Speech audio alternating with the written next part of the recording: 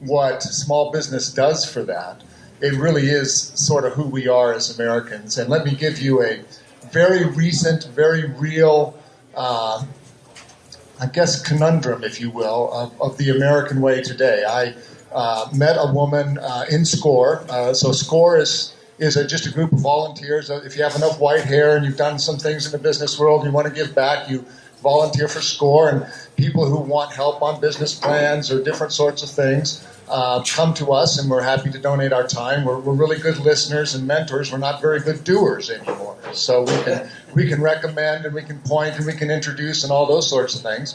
There are some nonprofits that come to us, and a woman came to us, and as I met with her and understood what she wanted to do, she wanted to help people find jobs. She is in the middle of the poverty world, kind of on the outskirts of one of like Westminster up north. She has a bunch of people who live in her, I guess, office complex. But if you walk there, you understand that this is poverty world. And that she herself, as I learned about her, has a history that she had a job as a young mother of two, married, and got hit by a truck along the side of the road about 30 years ago. Should have killed her, and on her doctors and information in the hospital, it said really it was by divine intervention that she's with us today. And that is a life-changing event, as you can imagine. And so she wasn't able to come out. She was in the hospital for over 9 months. When she finally came out, she couldn't qualify for welfare and those kinds of things because she had been too recently in a good job. Her husband didn't want to live with a cripple, so he took off, and here she is with 2 young children.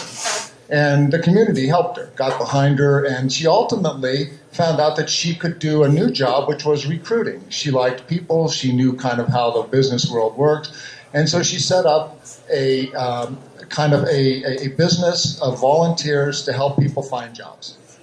It's now 30 years later, and she's been doing that a long time. She runs a food bank. She does lots of other things. And she says, I want to get more into that. But I've really learned over the years that people take me far more seriously when they come to me and they want me to help them get a job if I charge them something.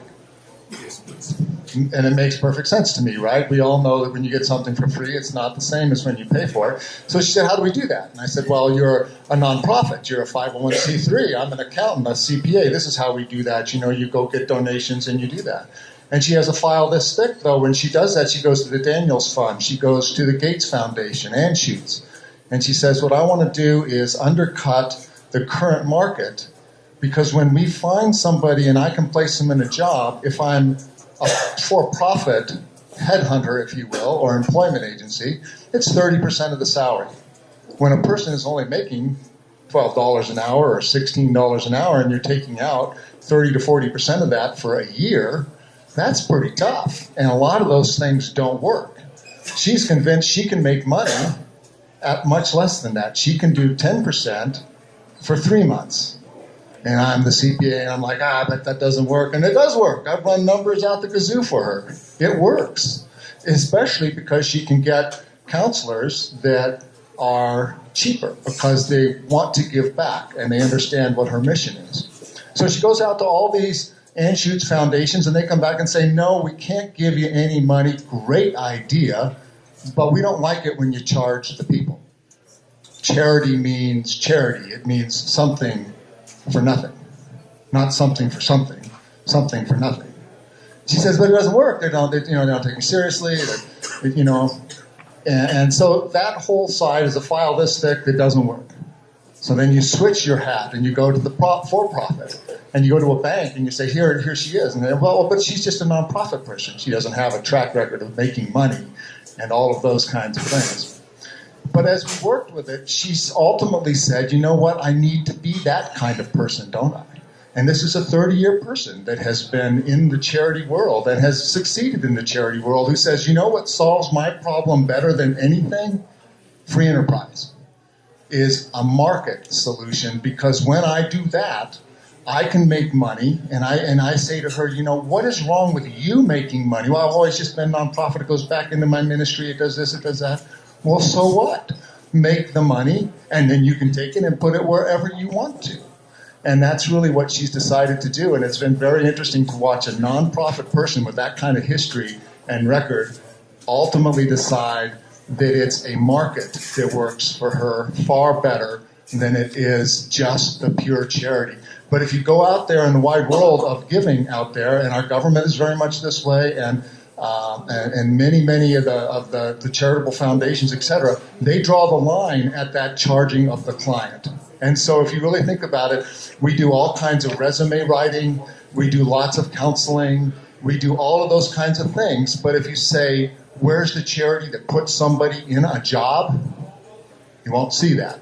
And the reason for that is that's a step that includes a little liability, and usually it's solved better by market. And so that's where charity ends, and that's where the free market begins. So it's just kind of an interesting anecdote, interesting story that when you start talking business and small business, etc., I think you're really talking about far more than just something that's personal. It really does drive, as you all know probably more than me as you get into the theory, it really does drive who we are as Americans. But anyway, let's talk about the business plan. So if you do have ideas and you're at the place where you want to implement those ideas, then guys like me always tell you need a business plan.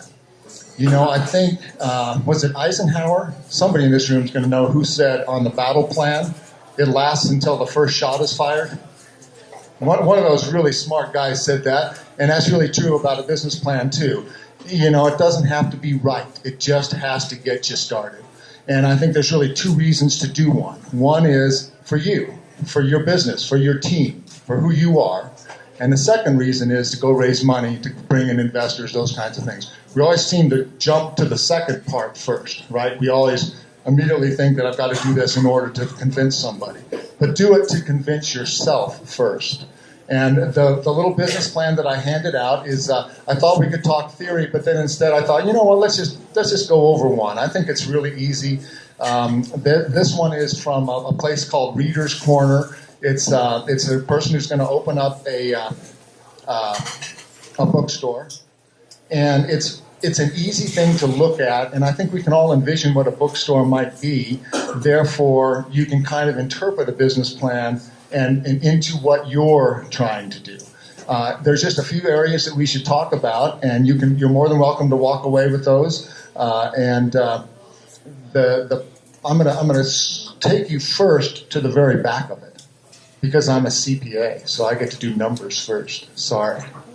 But if you go back to the very back, you'll see that there are some assumptions. As I work with people in business, I think this stops as many as anything does.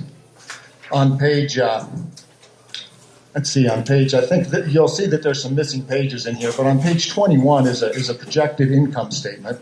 How much is your business going to make? And then on a couple pages back, on pages 27, is it? 28 and 29 are assumptions. So I think the very first thing you have to kind of get comfortable with in business is, are you going to make money? What are your costs? What are your expenses? What are the revenues going to be? Where do they come from? And what are the key assumptions? You know, and that's really hard. And everybody wants them to be polished and factual and right. And I would say put all that stuff away, get out an envelope, get out the napkins, right? All the best business plans are written on napkins. And think about what it is you're really going to do and turn it into numbers. Again, I'm a CPA, so I'm biased that way, but it's amazing what numbers will do for you, right? When you start saying, well, I can just sell it like this and price it like that. Oh, yeah? Well, what does it equal? And what are your expenses? And are you making enough? Are you hitting what really works for you? And everybody wants that to be a CPA thing. It's not a CPA thing. It's a you thing. You know, do the best you can. But you're the expert on what you're thinking and what you're trying to do. So put it down into a spreadsheet. You can use Excel. You can do lots of things. We can turn it pretty later. That's not the effort. Right now, for your purposes and for internal reasons, you want to make sure the business works. You want to have a target, right?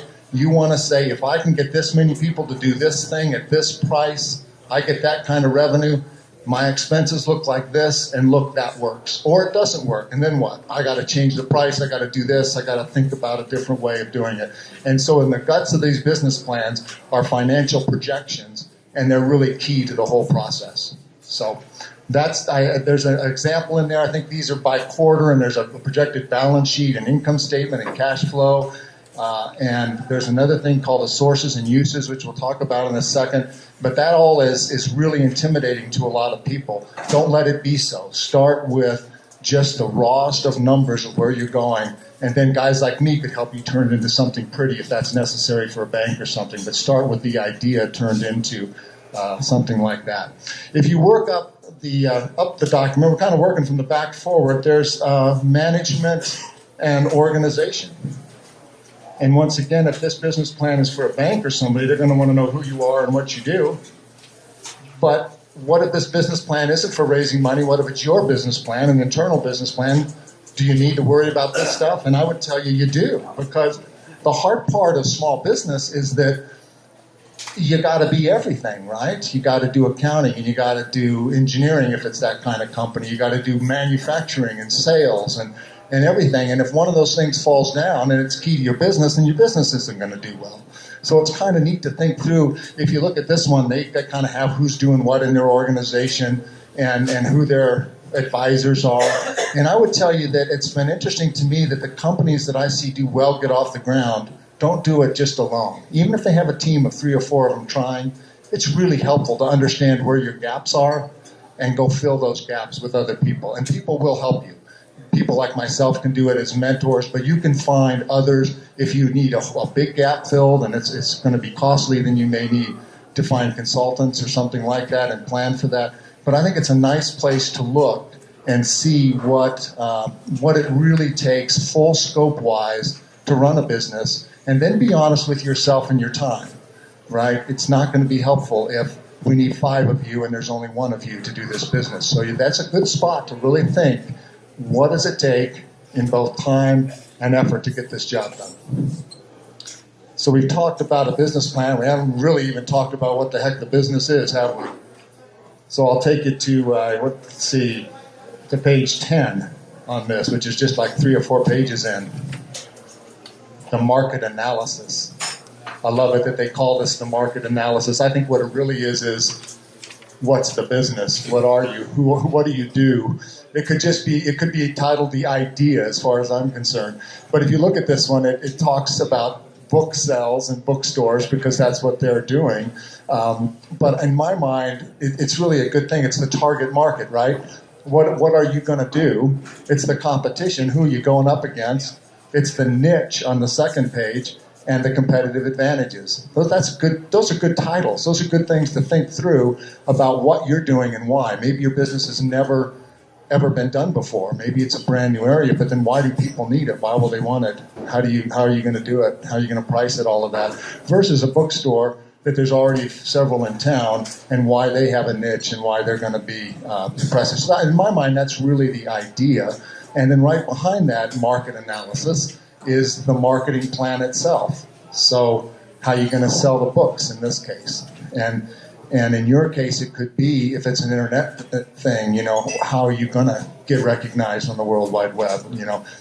Are you going to do traditional marketing? Are you going to be web-based marketing? Are you going to do flyers? Are you going to rely on word of mouth? All of that kind of stuff is the marketing plan itself. And I think that can be really tricky for a lot of people. That's another one that you can go get help on. SCORE's another good place to get that. One of the guys I do a lot of partnering with is a guy who's 35 years at Procter & Gamble. So, he just knows that kind of world. And then there's other people that are awfully good at the internet, and that's a whole nother world of how you're going to be recognized and seen. If you're going to do what they call brick and mortar, you're going to open up someplace, that's a whole different thing. Where is it going to be and all of that? So that can be really key to the success or not. And that's really what this part of the business plan is. Once again, if you're raising money, your bank's going to want to really look at that and understand it and see what it's going to cost and is it going to be successful. If it's just for you, then you still want it to be right? You want to think through how you're going to work that and have your sales go up according to your marketing plan. And it's okay if that plan is, I'm going to try A, B, C, D, and E, and I can afford all those things, and then I'm going to cycle back to the one that really works for me. It's a lot harder if you need to do a national campaign and it's $2 million and you're trying to decide if that's radio or TV, right? That's a whole different world. But most places aren't like that. Small business can really be, I'm going to try some internet things. I'm going to try my location. I'm going to try flyers. I'm going to try joining clubs. I'm going to do a lot of different things. And the one that works the best is the one I'm going to stay with. That's a perfectly appropriate marketing strategy. And I see a lot of those, and I like them. I actually like that when I see it, as opposed to somebody who says, I'm just going to go like this and it's going to work. You know, small business is an awful lot about counterpunching as opposed to being so certain. So there you have it. I think this is like business plan 101 in a whirlwind, but I didn't want to do much more than just introduce you to these concepts, and those are the big things. We need a financial forecast. We need to know who you are, and you need to have a team that's going to accomplish this. We need your idea to be well thought through, and you need to kind of understand your marketing premise. And if you do all of those things, you got a good shot at going into this knowing what you expect to happen. And then when it changes, when Eisenhower says it lasts till the first shot is fired, that's okay. Then you've got a document you can change. You can move with it, and hopefully you can find a solution to the problem that you found. You know, if you find that you just can't sell or something like that, then maybe the business has to go away and you find something else to do. But it's good to have a plan, even if it's, you know, not as nicely written as this, for yourself, so that you can really measure kind of where you are. And then if you're going to go raise money from banks or investors, then you need to turn it pretty and have it make sense. And that's when you get into the last two parts we haven't really talked about, which are, you know, right there on page 1, or in this case, I guess since I copied this out of a brochure, it's actually page 9, but the second page in, the statement of purpose and the executive summary. I really do like this business plan just because I think it's generally very simple, but covers all the things it needs to. And the executive summary, I think, is very much that way, and you can kind of take that and look at it at your leisure. But that's really just supposed to summarize the whole thing, right? So if I want to read a half a page, you give me this whole thing, but I'm a banker and I got like 10 of them on my desk to look at in the next, half an hour, I'm going to open up and read your executive summary. And if that makes sense, then maybe I'll dig deeper where I want to. Maybe I want to look at the financials, or maybe I want to study the marketing plan or something. But that executive summary should be written last, right? You put the whole thing together, and then you look at that and say, what is it that I'm really trying to say? And then if that isn't enough, don't you love it that there's a statement of purpose above the executive summary? You would think the executive summary, we were taught in school, that's the kind of the thing that summarizes it all. But what they do with a statement of purpose I also like, which is, in this case, I need $42,000. If we're asking for money or you're asking for investors, don't make them dig to find it. Tell them right up front, this is what I need and why. And then they'll dig to see if they believe that it's a good idea or not. So those are the last kind of two parts, which is the statement of purpose and the executive summary. And if you look at the statement of purpose, in this case it's I need, 42,000 and et cetera. And then you go back and look at that, what's called the statement of sources and uses. That's where you say why you need the 42,000, right? You can't just say that's going to get me started in business. They say I'm going to buy this and this and this with it, and then that's going to go into the financials like this, and then I'm going to get cash flow, and then I'm good to go. So that's a really thoughtful thing, and it's hard to just come up with that right out of the gates. You really need to think a little bit about the numbers, the marketing plan, get it all kind of shored up, and then figure out what it is you need to start this business, and then how that affects your sources and uses, meaning that what you're going to do with the money. Put it right up front there so everybody can see it, and then go get it. And that's kind of the formal part. The only other thing I would say is this is not a very fancy business plan. It's not in color. There's no charts and graphs and all that. You can go online and find templates and systems. You can buy whole systems for thousands of dollars that you kind of write, and then it kind of populates a template and all that kind of stuff. And in my experience, that's not necessary. It's sometimes nice that you can fall back on that, but that a lot of times that's real overkill. And then it's hard, as you know, sometimes these templates are hard to change. They were written for something that doesn't match you very well. You want to take out a graph, you can't hardly do it. So I would tell you, especially with the younger folks around here, and even, you know, if you're good at Excel and you're good at Word, you can do some things in PowerPoint. I would tell you to write your business plan that way. You know, anymore with fonts and templates and colors, we can make them look nice if we want to anyway. And then you're free to, you know, attach an Excel spreadsheet to the business plan if you want to, or copy it over to Word, all those kinds of things. Versus when you buy these off-the-shelf business plan templates, that stuff's sometimes really hard to change. So anyway. How's that for Whirlwind Business Planning 101? Is that a... That's good.